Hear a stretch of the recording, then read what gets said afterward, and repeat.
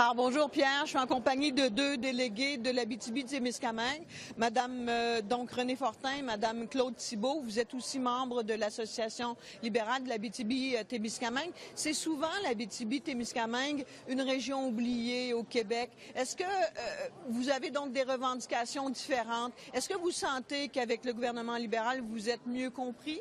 Mais tout à fait. Récemment, il y a eu 2 propositions entérinées pour aider les régions. Et il y en a une 3e qui sera proposée ici concernant les investissements dans le recyclage. Alors, nous, on veut participer à ça parce qu'on veut se faire entendre. On est quand même une région ressources au Québec. Il y a beaucoup de ressources naturelles. Oui, on représente 1,4 % de la population du Québec, mais 70 % des investissements des ressources minières proviennent de l'Abitibi-Témiscamingue. Alors, nous, les enjeux économiques d'encourager les mines en place et les mines à venir en terres rares, en lithium, sont très importants. Puis on sent que le gouvernement a une écoute.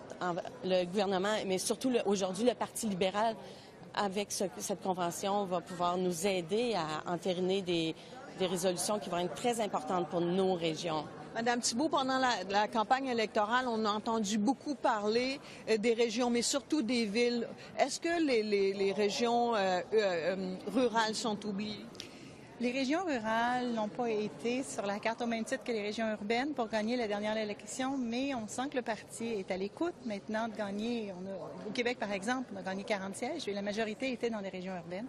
Les régions rurales, présentement, nous permettent d'apporter des nouveaux amendements, des nouvelles propositions et surtout de voir de quelle façon on peut contribuer au développement de l'économie à partir de nouvelles politiques. Une, entre autres, sur la transformation des ressources naturelles et pour moi, la pierre angulaire qui va faire en sorte qu'on va pouvoir mieux développer les ressources forestières, les ressources minières, puis également permettre de meilleures relations avec nos communautés autochtones. Parce que lorsqu'on parle des ressources naturelles, on touche directement à d'autres enjeux qui sont en lien directement avec qui habite ce territoire-là, puis également les questions environnementales. Il ne nous reste pas beaucoup de temps. J'aimerais vous entendre sur le dossier de l'aide médicale à mourir. Où est-ce que vous vous situez là-dessus? Est-ce que vous pensez que le projet de loi présenté, c'est un bon projet de loi? Le projet de loi présenté est un excellent projet et selon mes discussions avec mes collègues du Québec, il n'y a pas de problème pour les Québécois.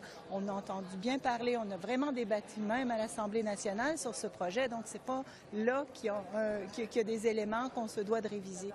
Le processus par lequel on nous a imposé de faire passer la loi, c'est la Cour suprême qui nous l'a imposé, c'était le 6 juin.